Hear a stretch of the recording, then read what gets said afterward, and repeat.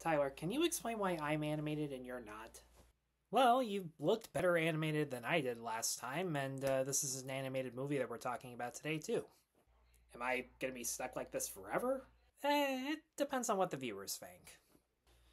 Alright then. So, what is My Father's Dragon about? Well, it's about this young boy named Elmer, played by Jacob Tremblay, who ventures out to this sinking island in search of a talking dragon named Boris, played by Gaten Matarazzo, who is being forced by the animals to lift and keep this island afloat so that they will survive. So, what motivated you to seek this movie out? Well, I was a pretty big fan of the movie Wolf Walkers, and as many people online will be ashamed of me when I say this, that was my introduction to Cartoon Saloon. Whoa. You mean to tell me you haven't seen Secret of Kells? No. Or The Breadwinner? No. Please tell me you have seen Song of the Sea. For fuck's sake. It's on my to-do list, okay? I'll get to it. You know you're gonna have to watch and review Song of the Sea by the end of the year, right? That's fine by me. Well, with all that said, I have to ask, are you glad you sidestepped my original assignment over this? No. And why not? It wasn't a good movie, at least not in my opinion. And why not? Well, because not only did it feel pretty generic and mainstream for a Cartoon Saloon movie, which, thank you Netflix for once again sucking out the fun from everything, it's one of those movies where the plot and the character arcs revolve more around the message. A message that is told in such a one-sided, inconsistent, and surprisingly forceful way despite attacking people who force others to do work for them. Well, before you go in depth with these things, tell me what you liked about the movie first. I mean, it's a Cartoon Saloon movie. I may have only seen 2 of their films, but even I can admit the animation is super fast and fluid. They always create a drawing style that stands out from any other studio that's 2D or 3D. And watching this movie was kind of like seeing a storybook come to life, which is fitting. This is based off of a series of picture books from the 40s and 50s. I will say the character designs were a little too simplistic, but I mean, that is part of the storybook quality and charm to it. But I really liked especially how giant everyone's irises were. I mean, the eyes are the most expressive part of the face, so it enhances the emotions each character is experiencing within the moment. Wolf Walkers did so many experimental techniques like swapping aspect ratios for dramatic effect, portraying a wolf's sight with POV tracking shots, or having colored lines represent a wolf's sense of smell or hearing. Did this movie do anything like that? Nowhere near as much as I would have liked there to be, but there were a couple scenes where these montages of a character's silhouettes were used as exposition. One of my favorite moments was this dream sequence where the silhouettes are used to explain how the rules of the island work and what Elmer and Boris could do in order to save the day. And what both movies featured was the use of bright, vibrant colors used as brush strokes and these lightning bug-like sparks in the air or the ocean for a dramatic effect. And especially during the climax, there's this massive shot of Elmer on a hill looking at the sky that was a very clear homage to Fantasia. I mean, it's a guy on a hill staring at what's going on in the sky, and there are all these sparks and blue waves going on within the air that, had I been super invested in the characters or the story, I would have cried my eyes out at how beautiful an image that was. And the voice acting? Well, I mean, all the actors in the cast are talented. I mean, you got Jacob Tremblay, Gaten Matarazzo, Chris O'Dowd, Dianne Wiest, Judy Greer, Alan Cumming. Motherfucking Ian McShane as the motherfucking villain of all things. Aren't you forgetting someone? No. Oh, okay. Carry on. Now look, all these actors have good line delivery and timing, and they technically do exactly what the script asks of them. So, what's the problem? Well, thanks to how insanely rapid of a pace this movie goes at, almost every scene just flies by and is immediately concluded as soon as it starts. So many of these characters barely have any depth towards them whatsoever. The majority of the island animals only have one defining character trait, like Jackie Earle Haley. Rorschach from Watchmen is in this film, and he is ungodly annoying as that henchman who's not very tough and spends the whole time panicking in such a high-pitched voice. He reminded me of that side henchman from All Dogs Go to Heaven, except higher pitched, talks way more, and is considerably more annoying. Chris O'Dowd is the henchman who, of course, constantly questions the boss's authority and not much else. Dianne Wiest is a kind-hearted single mother who's afraid but still hopeful, and not much else. Of all the animals, most of them barely or even have a line. Honestly, what I said about Alan Cumming, he's a crocodile in this, and I would not have guessed that that was him because dude barely had a scene for himself, and even when he did, it honestly was one of the most forgettable points in the entire film. Truth be told, the one character I thought that had a consistent character arc throughout the entire film was Ian McShane as the villain, who's a lot more complex than I was expecting. The writers clearly took a page out of Princess Mononoke in making the villains understandable in why they've captured this dragon. I mean, their island is sinking. It's obvious why they're so desperate that they would use this dragon's flight and strength as a means to their own survival. But what I found interesting was that whenever his other citizens were in danger of drowning as they're chasing down Elmer and Boris, he'll instantly drop their search and prioritize the lives of his citizens. Hell, at one point, he even rescues Elmer because there's no point in letting him die. That's how strict a moral code he has for a villain, which... more villains like that, please. Well, what about Elmer and Boris? I feel bad saying this about these two because one of them is still a kid and the other one grew up in show business as a kid and has just recently turned an adult. I mean, Jacob Tremblay is one of, if not the greatest child actors of all time. I mean, just look at Room or my personal favorite performance of his in Luca. And what I was hoping with this movie was, I was looking for a friendship between him and Boris that was just like Luca and Alberto, where they both share their struggles, discover they have a lot in common, spend time with each other, having fun in between the parts where they're escaping the other animals. Is that what happens? Not at all. I didn't buy into their friendship for 1 second because Elmer, our main character, spends most of their time together trying to avoid conversations with him, doesn't like sharing anything personal about himself, and if he ever cares for Boris's safety, it's because he needs him to be alive when he gets back home, because that's the thing. He's more fixated on how when he gets off the island, he's gonna basically look at Boris and say, hey, I rescued you, you owe me a favor. And he's going to use Boris in a similar fashion that the other animals are using him without any irony or self-awareness until the last 20 minutes. As opposed to earlier on where he could have some confliction or doubt about the fact that he's becoming just as evil as the other animals. But that's not the kind of character we get, and that's not the kind of character I want to root for. And Gaten Matarazzo?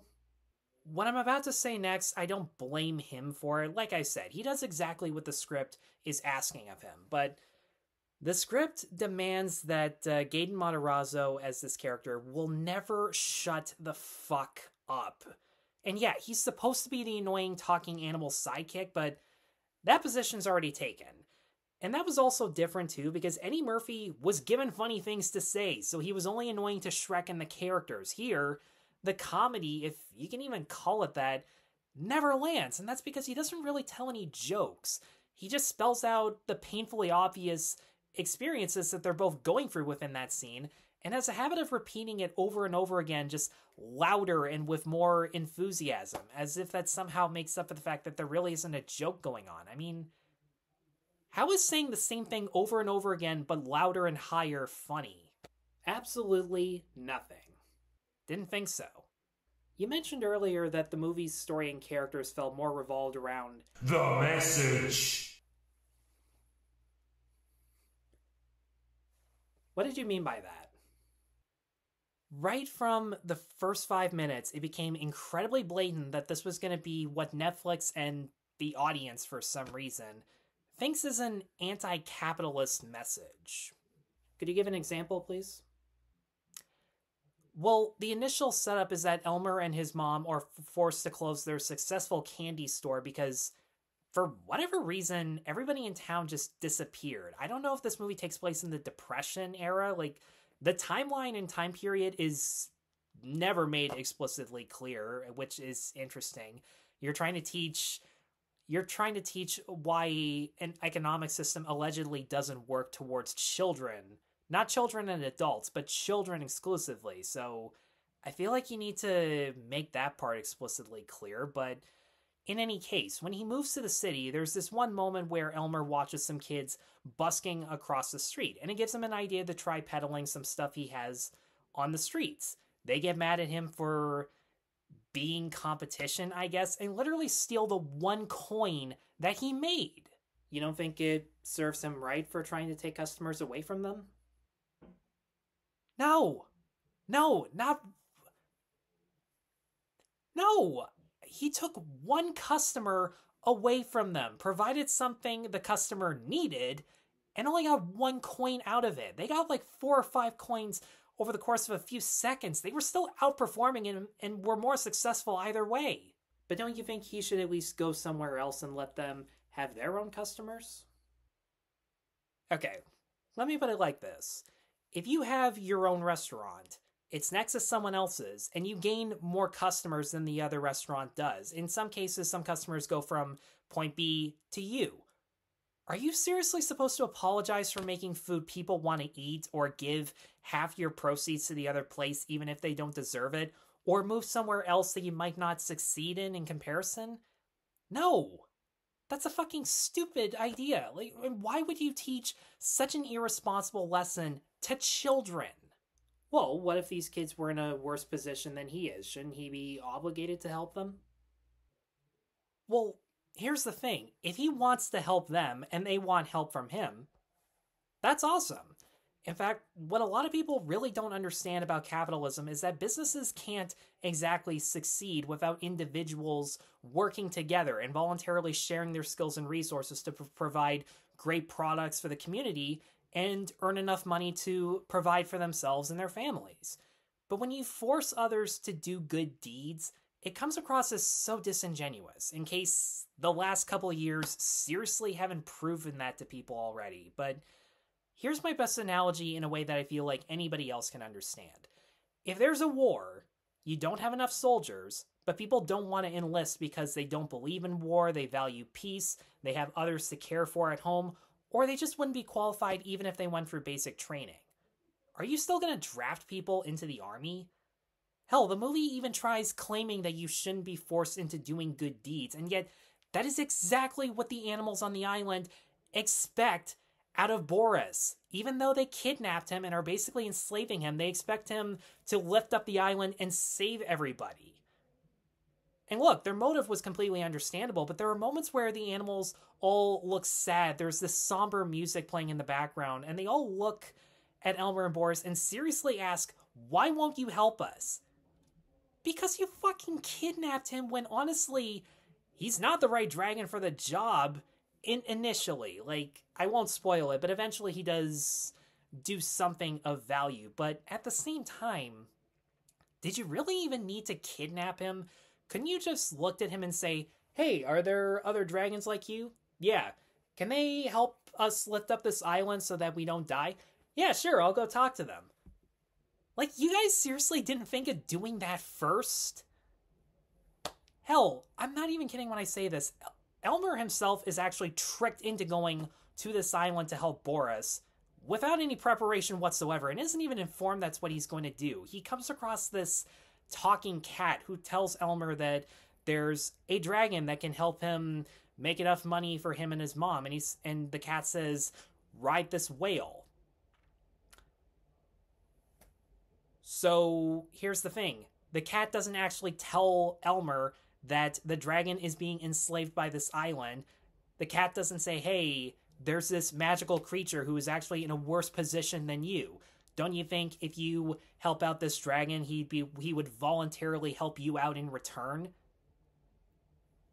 The fact that she doesn't even mention, hey, by the way, this dragon is enslaved before going off on the journey, that is such a dick move. And the other thing I couldn't help but think of this. Why didn't this whale, who has nothing better to do with her life, and in fact does nothing but transport people to and back, is there no reason that this whale couldn't have swam to this magical world where the dragons live and say, hey, one of your dragons just got kidnapped, you should probably do something about it? Or I'm not even kidding. Like, on this island of animals, there are no birds. So even if dragons live up in the air, wouldn't there be birds on this island who would say, hey, this is kind of messed up and we don't have to stick around on this island because we can find other land? You mean to tell me that no bird would go to the dragons and say, hey, before you eat me, here's an idea. I'll take you to where your dragon son has been kidnapped and you won't eat me. How does that work? There's so many fucking cheap loopholes that are just insane. I mean, it pisses me off so much that as much as the movie claims that it's really good to provide to others in need, it's really wishy-washy on whether or not you need to be forced in order to do it. I mean, at least in Wolf Walkers, Robin Goodfellow wasn't just thrust into her situation and had no choice but to help. She could have obeyed her father's incredibly strict and sexist wishes by living as a scullery maid, never going out into the woods to meet Maeve, and would have learned nothing. But she ventured out into the woods in her own free will to be just like her father. She came across Maeve, was introduced to the world of the wolves, had her eyes open, and decided to fight on her own free will against Cromwell. Characters... Look, I know... As I say this, I understand that there is one character who was thrust into a situation, and I have tattooed on my arm. But here's the thing. How she decided to go about her situation, she did at her own free will. And even when her mission failed and she was forced to do all these things that she didn't want to do, she kept fighting back until she succeeded. No character in this movie, in my opinion, would have done that on their own free will. And if they have to be forced into doing something good, that's not the kind of character I want to support. That's not the kind of character I want to root for. So, yeah, that's what I get for not listening to you, Doc. Doc? How did I not notice that you were gone? Well, in any case, that's all the time we've got on this session. If you've seen My Father's Dragon and you highly disagree, which I wouldn't be surprised given the Rotten Tomatoes score, let me know in the comments below what you thought of it. Be sure to stay tuned for more Therapeutic Reviews. Be sure to check us out on Patreon. And be sure to like and subscribe. Take care.